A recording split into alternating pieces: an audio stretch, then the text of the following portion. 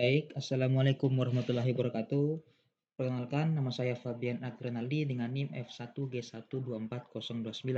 Jadi pada video kali ini saya akan mempresentasikan hasil proyek dari studi kasus yang sudah saya lakukan. Dengan judul yaitu Sistem Informasi Reservasi Hotel Berbasis Web. Pertama yaitu mengenai studi kasus saya terlebih dahulu. Jadi studi kasus saya yaitu mengenai eh, sistem informasi reservasi web reservasi hotel berbasis web. Nah, permasalahan yang sering terjadi pada proses reservasi hotel yang masih dilakukan secara manual yaitu misalnya seperti informasi ketersediaan kamar itu tidak selalu akurat, lalu kemudian sering terjadinya double booking karena tidak adanya validasi otomatis. Ketiga itu pelanggan harus datang langsung atau menghubungi pihak hotel untuk melakukan pemesanan atau reservasi. Lalu kemudian data pelanggan dan data reservasi juga terkadang itu sulit untuk dikelola dan rawan kesalahan akan pencatatan. Nah, kondisi ini kemudian menyebabkan eh, pelayanan hotel itu menjadi tidak efisien dan berpotensi menurunkan kepuasan pelanggan. Oleh karena itu, solusi yang ditawarkan yaitu dengan membangun sistem informasi hotel reservasi hotel berbasis web ini yang memungkinkan pelanggan dan pihak hotel untuk dapat melakukan atau yaitu seperti melihat data daftar kamar yang beserta status ketersediaannya, lalu kemudian melakukan reservasi kamar secara online, jadi dia bisa melakukannya dimanapun, kapanpun itu. Lalu kemudian adminnya ya dapat mengelola data pelanggannya, mengelola data reservasi dan status pemesanan, lalu kemudian meningkatkan dan pada akhirnya itu meningkatkan efisiensi dan akurasi pencatatan data. Yang pertama yaitu dimulai dari use case diagramnya atau alur kerjanya, proses bisnisnya seperti apa. Misalnya seperti ini. Ya, jadi pertama kita memiliki 3 buah aktor nantinya yaitu pelanggan, pengunjung, dan admin. Nantinya pengunjung itu dapat melihat daftar kamar dan dapat melakukan registrasi dan login. Tapi hanya itu saja yang bisa dilakukan. Untuk dapat melakukan hal-hal yang lainnya, maka dia harus login terlebih dahulu untuk dapat menjadi seorang pelanggan. Dan dengan menjadi pelanggan, dia dapat melakukan banyak fitur lainnya. Itu bisa melakukan reservasi, bisa melihat reservasinya, dan melakukan pembayaran dan status pembayarannya. Lalu dan juga ada admin. Nah, admin juga dia harus login terlebih dahulu, dan barulah dia dapat mengelola kamar, reservasi, user, pembayaran, dan sebagainya. Dan inilah bentuk ERD yang dibuat, yaitu ada 4 tabel, yaitu users, tabel reservasi, tabel kamar, dan tabel pembayaran. Tabel user, tabel utama di sini adalah tabel reservasi yang akan mencatat setiap kali user melakukan pemilihan pemesanan kamar. Jadi pemesanan kamar akan tercatat kamarnya di mana dan sebagainya. Kurang lebih seperti itu untuk desain database perancangan database-nya. Kita langsung saja masuk ke selanjutnya, yaitu melihat website yang telah dibuat. Hasil yang telah dibuat ya seperti ini. Ini adalah tampilan awal atau tampilan welcome page-nya atau tampilan home-nya dari web yang telah dibuat. Selanjutnya jika kita menekan ini, dia akan mengarahkan langsung ke daftar kamar yang tersedia pada kamar hotel tersebut. Ada tipe standar, tipe deluxe, dan tentunya lebih mahal.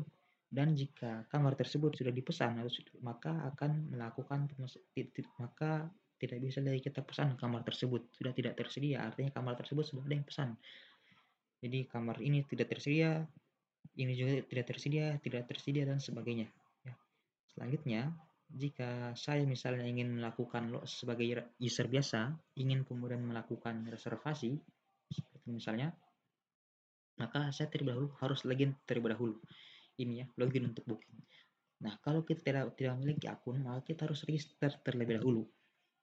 Nah, misalnya seperti ini ya, kita melihat terlebih dahulu untuk data users dari tabel kita yang telah dibuat. Misalnya ya, terdiri dari berapa tabel itu ya? 13 baris. Ya, berdasarkan irama dan kita akan mengisikan data baru. Misalnya seperti ini. Nama saya sendiri Fabian.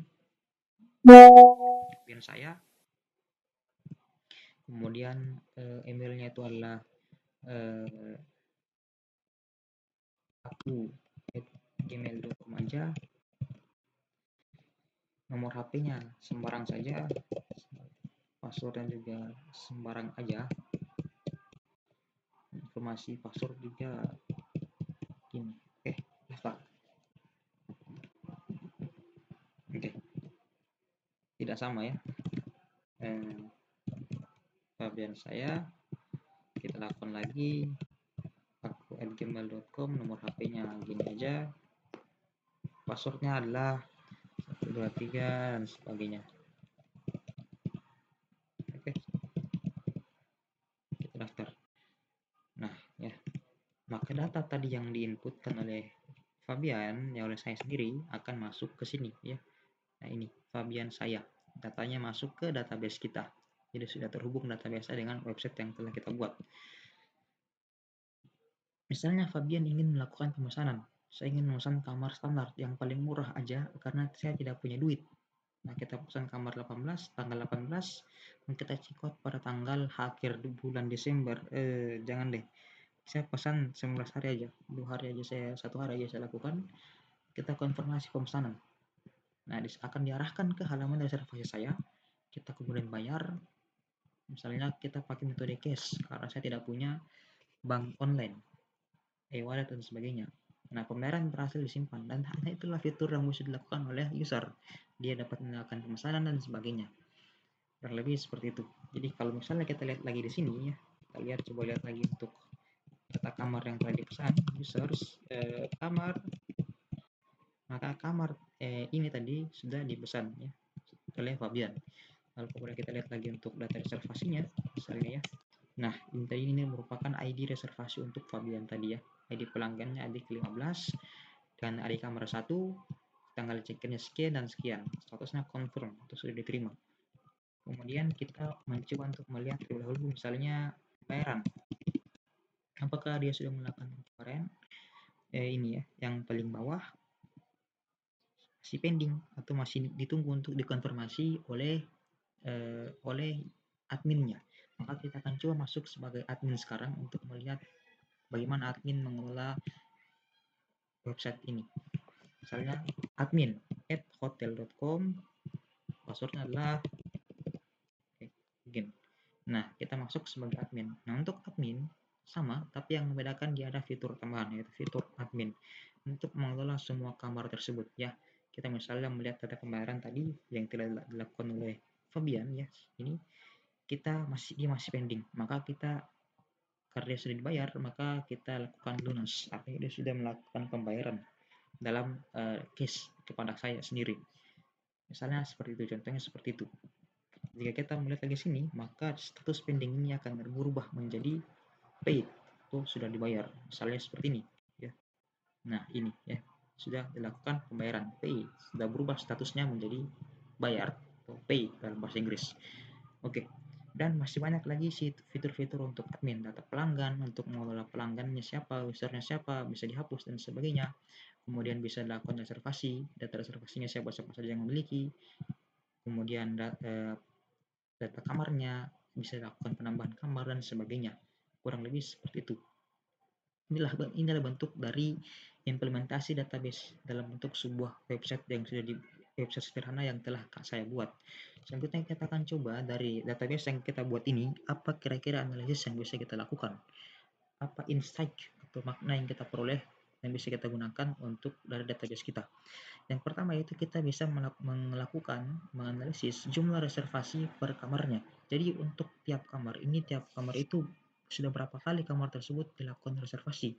Nah, itu bisa kemudian digunakan untuk pihak hotel itu dapat mengetahui kamar dengan tingkat pemanfaatan atau tingkat yang paling populer di mata pelanggan gitu. Sehingga kita bisa melakukannya dengan perintah seperti ini misalnya ya, yaitu select. Yes. Oke, seperti ini select bintang from kamar. Kita tampilkan dulu kamar ya.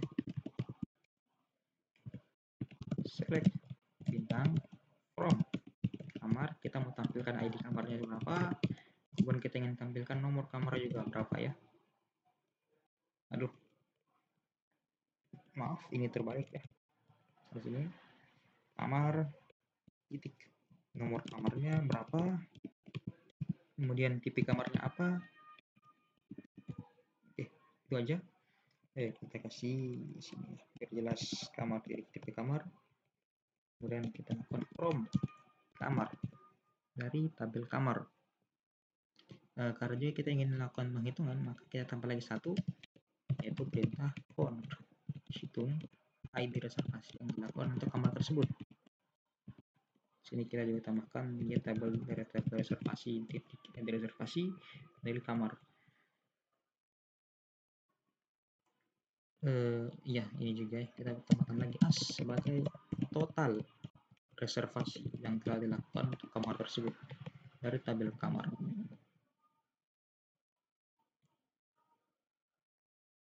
Oke, apakah yang tertinggal? Oke, aman ya. Oke, kita left join lagi, left join. Kita gabungkan dengan tabel reservasi on kamar titik id underscore kamar yang sama dengan reservasi ID reservasi yang dilakukan oleh user atau pengguna.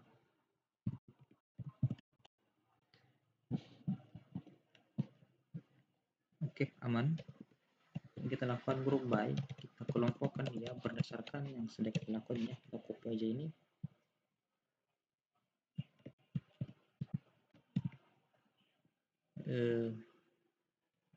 Ya betul. Kemudian setelah itu kita lakukan order by, karena kita ingin dia juga terurut. Order by nah, total reservasi ya. Total reservasi secara menurun. Nah, seperti ini. Jadi total reservasi yang dilakukan yaitu untuk di kamar 1 sebanyak 1, di kamar 2 sebanyak 1 dan seterusnya. Kurang lebih seperti ini. Ini adalah tabel-tabel kamar yang sudah dilakukan reservasi.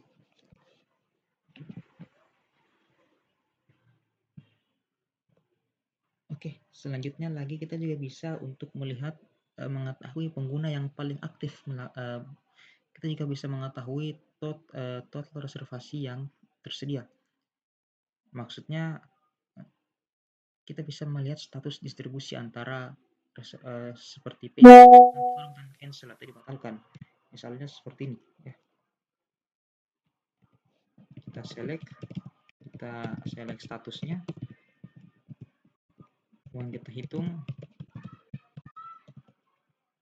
semuanya sebagai total reservasi yang telah dilakukan dari tabel reservasi yang kita kelompokkan berdasarkan status yang telah ada. Nah, seperti ini ya. Jadi ini yang telah dilakukan oleh user, yaitu sebanyak 12 reservasi itu diterima atau confirm dilakukan, sedangkan yang dibatalkan adalah 5 reservasi yang dibatalkan. Lalu kemudian kita juga bisa melakukan untuk melihat distribusi status reservasi ya, seperti kita juga bisa melihat total pendapatan hotel kita yang telah dibayar selama ini tuh berapa sih, yaitu dengan perintah ini.